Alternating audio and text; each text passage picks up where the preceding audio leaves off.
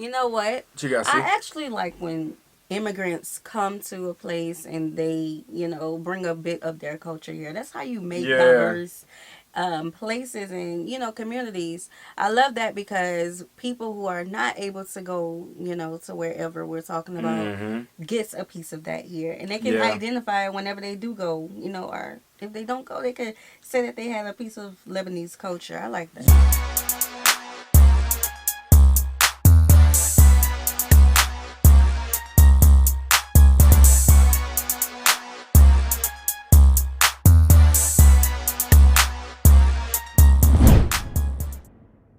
What's good, y'all? It's the Demouchets REACT, and we're back with another video. Who we got today, see? Today we're back with another American reaction. Super excited about this video. If you're new to us and we're new to you, make sure you scroll down, hit that subscribe button, and turn on the post notification bell because we're on the road to 200K.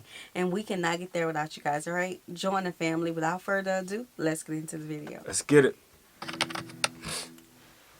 Lebanon. My grandpa came at 14 years old. He couldn't read and write, and he didn't know where he was landing.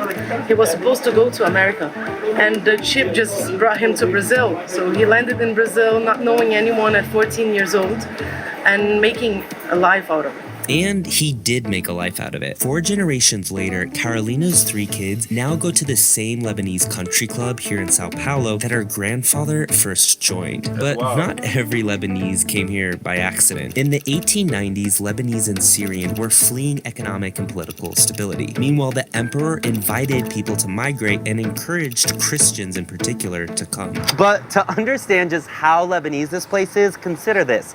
Bashir Ice Cream. It's the national ice cream chain of Lebanon, locations all over the country. They opened their first location in Paris a couple years ago, but now they have a location here in Brazil. Maurice Bashir is part of the family legacy behind Lebanon's popular ice cream chain, which just opened its first location here in Brazil. Both of them are happy people. Both of them are loving and caring people. Both of them do good food. Both of them like music, and both of them enjoy life. They come here, they see the same type of culture. They see the love, the food, the music, the good weather. So the similarities made them stay here. The Lebanese, they suffer a lot. So when they come to succeed. They don't come to play easy. They work hard, they don't sleep. So you can see that most of the successful people in São Paulo or in Brazil, they are Lebanese. We had like president. This is called the Beirut sandwich. It's everywhere I go in Brazil. Like half of the menus here, I would say, in this food court sell this sandwich. So it's hugely popular. As history goes, apparently this was started when 2 brothers actually opened up a shop. They were selling sandwiches. They ran out of their bread. So they decided to get this Syrian type of bread. Really excited to try this. What's also interesting is I've never actually seen a sandwich just quite like this in Beirut, in Lebanon. But here in Brazil, it's become a very popular sandwich for people. So let's give this a try. This is really delicious, and actually what makes it so good is the bread. Beirut sandwich was created by a Lebanese who decided to use the Lebanese bread and do a sandwich and call it Beirut. You can find it anywhere, even in non-Lebanese places. It's because of the bread, ultimately, right? Yeah, it's because of the bread, and it was created by a Lebanese who wanted like a fast snack in a Lebanese way, and he went through it. The largest Arabic fast food chain in the world is not in the Middle East. It's here in Brazil. Habib's was started 35 years ago after a local met an Arab who was applying to work at his bakery. He was intrigued by the food and wanted to make it famous here in Brazil. It's interesting, it's a lot of Arabic food. You've got what looks like baba ganoush, hummus, tabbouleh, labneh, all just shown here. And yeah, even the smells are very kind of Middle Eastern smells, flavors coming from the kitchen. This place is really popular. I mean, it's a Sunday night and it's over half full. Most places on the street are completely empty. So here we've come to a Lebanese market where they actually bring a lot of stuff direct. You know what? What you got, see? I actually like when immigrants come to a place and they, bring a bit of their culture here. That's how you make diverse places and, communities. I love that because people who are not able to go, to wherever we're talking about gets a piece of that here. And they can identify whenever they do go, or if they don't go, they could say that they had a piece of Lebanese culture. I like that. Yeah, 100%. It makes me think about just riding around our location when we see different restaurants from different locations and be Yeah. like, I've never tried it, but one day I will. Yeah. You know what I'm saying? So it's interesting to know that people can come over and really create a lifestyle and help the people experience culture in our own location. So hey, Yeah. thank you Yes. for bringing over your cuisines. Right, because like when we go to Brazil, we're not expecting to get Lebanese food, but now we know we can get some. Right. Okay. Right. Come on Yeah. now. From Lebanon, so people can have fresh products, fresh ingredients, all the way from Lebanon to Brazil. And naturally, a lot of this stuff made in Lebanon. I'm at this beautiful, huge club, but to be a member here, you have to be Lebanese. It's a link for us through Lebanese culture here. We all know each other. My parents have friends that they grew up with. It goes through generations, like in Lebanon. What keeps the club alive is the generations. We have the seniors playing tennis all day long, going for lunch, showering here, then later on playing cards together, and the youth playing together, socializing. Everyone have this own space here in the club. So this area is called Patron Beach Club, and they even have this massive mural, this massive painting of Patron. Patron is a famous beach town just north of Beirut, and they even have beach sand, people playing tennis. It's really kind of meant to feel like you're, I guess, you know, a Okay, he said a guest. All right, so I was asking this question here. Like, is it just for the people who are Lebanese, or can you bring a guest over who isn't Lebanese and they can have the same experience? That's interesting. You know, yeah, I would like to know that. Yeah. I would like to know the answer to that. It sounds like a country club. It does. You know, so I mean, But they bring guests in. yeah, I mean, Pretty sure they do. yes, but it's for them. Just like we have our organizations. Mm-hmm. I agree with that. They want to mingle with the people. Right, but I don't think that you could become a guest. I mean, a member though. You gotta No, they say only no, probably no, be a guest no, to have yeah. the a level of experience. And that's like if that. they allow guests. If yeah, let us know in the comment section if you guys allow just guests to come in as Yeah. well. escaping to the beach. This club is so massive. Not only they have tennis, racquetball, basketball, but they also have teams. So in swimming and basketball and soccer, they actually have a club that represents itself and plays with other clubs around the city. It's not open to the public as a street, but they create this community. They create this village, let's say it, this Lebanese village in São Paulo.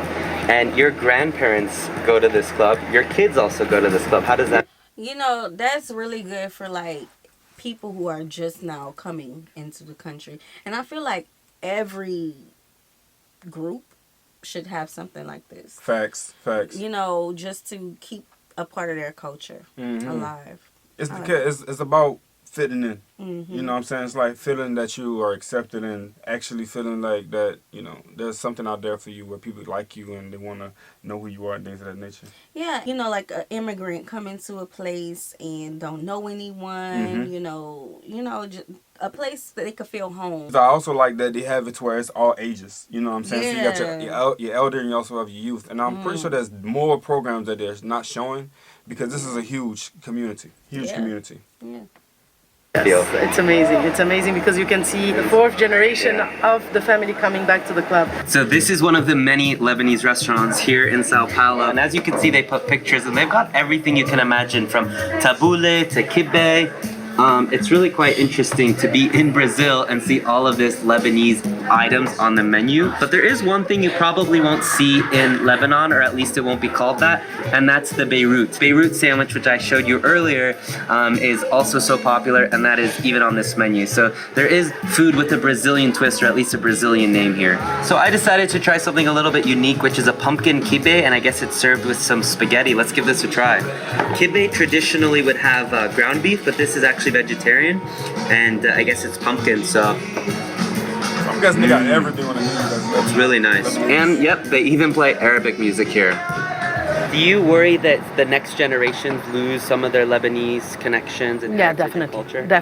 definitely. It's going on for a while. Like when I was young, my parents wanted me to get married to a Lebanese. It was like I had no choice. Now I can see that they are getting like a little bit more flexible, like just be happy. But at the same time, you can lose a little bit of the, you know, the family, the root. When you go back to Lebanon, when I used to go to Lebanon, I couldn't feel any difference. My kids, I always push them hard together with the cousins, grow together, know the family values. It can get lost very fast. Today, Lebanon has fallen into a massive economic crisis, with its currency losing more than 90% of its value, and many trying to leave. No crisis is permanent. Crises are temporary. It goes down, then it goes up, goes down, it goes up. And Lebanon is our baby. We have to always take care of him. And when he's sick, it's now the time to take care of him. We will never leave him. Maurice regularly goes between Lebanon and Brazil, where he's now excited to continue his family's ice cream legacy. This is the most famous one here. It's called Ashta Bashir. It's an orange blossom ice cream with pistachio crumbles on top. And it's delicious. I had the similar one in Beirut. It reminds me of that trip. You're scared at the beginning. You don't know what they're gonna think about it. Different flavors, ashta, like miski, and they're like, what is miski? I said, like, whoa, it's miski, you know? They don't know what to expect, and when they come, they get surprised. We want to give them, like, showing them that it's an old company, it's a family business, that Lebanon still have those, and we still carry for those, and people want to know. They come here to know history. Where did you come from? How you got here? Like, why you chose São Paulo? And this is so nice because we share ice cream and we share experience. We share life experience. Love ice cream. And it's really nice. Yes, sir, man. Hey, at the end of the day, I like what they got going on out here. Because some people are just lost. They don't know, and they need, businesses like this that is, catering to the same things that you're looking for in life, and you have these clubs that's catering to the same thing that you're looking for in life. So when you have these people around you, you can build that momentum again to kind of identify with who you are, because you see people that's like you and doing the same thing. Oh, you made a business? Guess what? I could do it too. You're Lebanese? I'm Lebanese as well. So it works that way. Yeah, so this seems like a cool place. Brazil seems to be so multicultural so and massive. Accepting of everyone. I like that. So I like the Lebanese community. 100%. What would y'all suggest first time foodies to buy from a menu? Because we're gonna find a Lebanese restaurant somewhere around here, and we're gonna go try it. So we hope you guys enjoyed this video with us. Like this video, subscribe, turn on the post notification bell. We have enabled our super thanks if you like to support the channel that way, as well as our reaction request form is in our description box below. We'll see you soon. Peace.